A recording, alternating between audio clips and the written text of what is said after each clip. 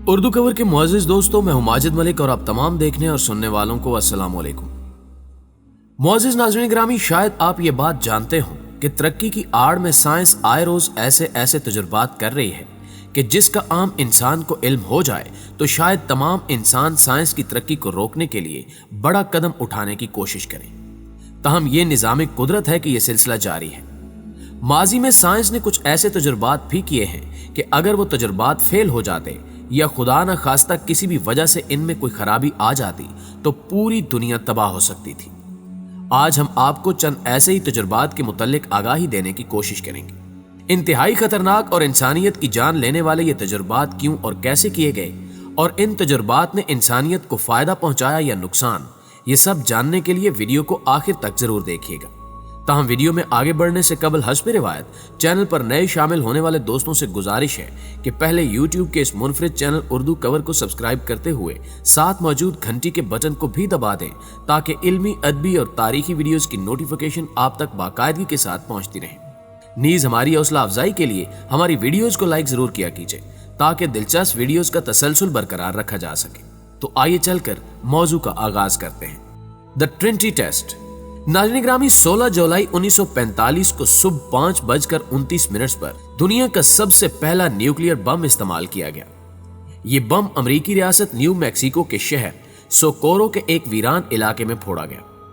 کہا جاتا ہے کہ جس سائنسدان نے یہ بم تیار کیا تھا وہ یہ چاہتا تھا کہ اس بم کو استعمال نہ کیا جائے، کیونکہ اس کے خیال میں اس سے نکلنے والی ہائیڈروجن گیس زمین کے ایٹماسفیئر میں موجود دیگر گیسوں سے ریئیکشن کر کے ایک چین بنا دے گی اور یوں پوری دنیا کے انسان اس کی لپیٹ میں آ کر اپنی جان سے ہاتھ دھو سکتے ہیں۔ تاہم امریکی حکومت کے دباؤ پر یہ ہولناک اور خطرناک تجربہ کر دیا گیا۔ خوش قسمتی سے سائنسدانوں کے اندازے غلط نکلے اور کسی قسم کا چین ریئیکشن نہ ہوا اور کروڑوں انسانوں کی جان بچ گئی۔ دنیا کے اس پہلے نیوکلیئر بم کو جیسے ہی زمین پر گرایا گیا تو اس کے پھٹنے سے 20 کلو ٹن کا دھماکہ ہوا۔ اس دھماکے کے نتیجے میں 2 میٹر گہرا اور 10 میٹر چوڑا گڑھا زمین میں بن گیا۔ اس بم کے پھٹنے سے اتنی روشنی پیدا ہوئی کہ دور دراز کے پہاڑ بھی واضح طور پر دکھائی دینے لگے، جبکہ اس علاقے کے قریب رہائشی قصبے کو اس دھماکے نے اتنی گرمی پہنچائی کہ جیسے وہ قصبہ کسی تندور کے عین وسط میں موجود ہو۔ آپ یہ جان کر بھی حیران ہوں گے کہ دنیا کے پہلے نیوکلیئر بم کے پھٹنے سے زلزلے کی کیفیت پیدا ہوئی اور 150 کلومیٹر کے گول دائرے میں زمین ہل کر رہ گئی، جبکہ اس دھماکے کے بعد اٹھنے والے دھوئیں کے بادلوں کو 12 کلومیٹر کی دوری تک دیکھا گیا۔ اس بات سے آپ اندازہ لگا سکتے ہیں کہ آج کا ہائیڈروجن اور نیوکلیئر بم کس قدر خطرناک ہو سکتا ہے۔ کولا بور ہول۔ پیارے دوستو، کیا آپ جانتے ہیں کہ زمین میں دنیا کا سب سے گہرا سوراخ روس میں پایا جاتا ہے، جسے کولا سپر ڈیپ بور ہول کہا جاتا ہے۔ یہ ناروے کی سرحد کے قریب روسی علاقے مور مانسک میں واقع ہے۔ اگرچہ یہ سوراخ مکمل طور پر سیل کر دیا گیا ہے، لیکن اس کے اندر سے چیخوں جیسی خوفناک آوازوں کی وجہ سے یہ جگہ سیاحت کا ایک مرکز بن گئی ہے۔ لوگ یہاں پر آ کر اس اجڑے اور غیر آباد مقام کو حیرت اور دلچسپی سے دیکھتے ہیں، جہاں لگ بھگ 20 سال تک زمین کے اندر کھدائی ہوتی رہی اور پھر اس سوراخ سے اچانک چیخوں کی دل دہلا دینے والی آوازیں نکلنا شروع ہو گئی، جن کی ریکارڈنگ آپ کو یوٹیوب پر بھی مل سکتی ہے۔ ان آوازوں کے متعلق علاقے میں طرح طرح کی کہانیاں مشہور ہیں۔ مقامی لوگوں کا کہنا ہے کہ یہ سوراخ زمین سے دوزخ میں جانے کا راستہ ہے، تاہم یہ سوراخ اتنا بڑا نہیں کہ انسان اس میں اتر سکے۔ سوراخ کا دہانہ صرف 9 انچ ہے۔ اگر اسے سیل نہ بھی کیا گیا ہو تو یہ ناممکنات میں سے ہے کہ کوئی شخص اس کے اندر گر سکے۔ کولا سپر ڈیپ بور ہول کی گہرائی تقریباً 7.5 میل ہے، یعنی 12.25 کلومیٹر کے لگ بھگ۔ زمین کے اندر اتنی گہرائی تک پہنچنے میں سائنسدانوں اور انجینئرز کو 20 سال کا عرصہ لگا، کیونکہ اس مقام پر زمین کے نیچے کی تہیں چٹانی تھی جن میں سوراخ کرنا آسان نہیں تھا۔ ناظرین گرامی، یہ خالص سائنسی پروجیکٹ تھا۔ اس مقام پر سائنسدان تیل یا کوئی قیمتی دھات تلاش نہیں کر رہے تھے، بلکہ وہ یہ جاننا چاہتے تھے کہ زمین کے اندر کی ساخت کیسی ہے۔ اپنے اس پروجیکٹ کی تکمیل کے لیے سائنسدان تقریباً 9 میل نیچے جا کر چٹانوں کے نمونے اکٹھے کرنا چاہتے تھے، لیکن یہ منصوبہ مکمل نہ ہو سکا۔ جب ڈرل مشین کا نوکیلا برما 7.5 میل کی گہرائی میں واقع چٹان سے ٹکرایا تو انجینئرز کو محسوس ہوا کہ اب مزید نیچے جانا ممکن نہیں رہا۔ इस गहराई में मौजूद चट्टानें तकरीबन 3.25 अरब साल पहले की हालत में थी। इस मकाम का दर्जा हरारत 365 डिग्री फ़ारेनहाइट था, जो साइंसदानों के अंदाजे से तकरीबन दुगना था। इतने ज्यादा दर्जा हरारत पर मजीद खुदाई करना इसलिए भी मुमकिन नहीं रहा था कि स्टील के पाइप और बर्मे की नोक टेढ़ी होना शुरू हो गई थी। सिर्फ यही नहीं, बल्कि उस दर्जा हरारत पर जेरे जमीन चट्टानें भी चट्टानों जैसी नहीं रही थी, बल्कि प्रोजेक्ट के साइंसदानों के बकौल उनका तर्ज अमल प्लास्टिक जैसा हो गया था।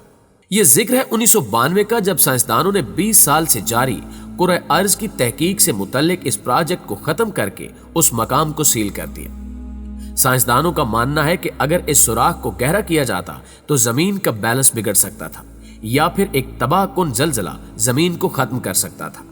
यही वजह थी कि इस प्रोजेक्ट को रोक दिया गया। इस हवाले से आपकी राय क्या कहती है, कमेंट करके हमें भी जरूर बताइएगा। Starfish prime. नाज़रीन ग्रामी, जमीन पर एटमी धमाका हो तो उसके क्या नताइज हो सकते हैं? ये मंजर कशी तो आए रोज मुख्तलिफ तहकीकात और तज्जियात की सूरत में सामने आती है, लेकिन अगर खला में एटमी धमाका किया जाए तो क्या होगा?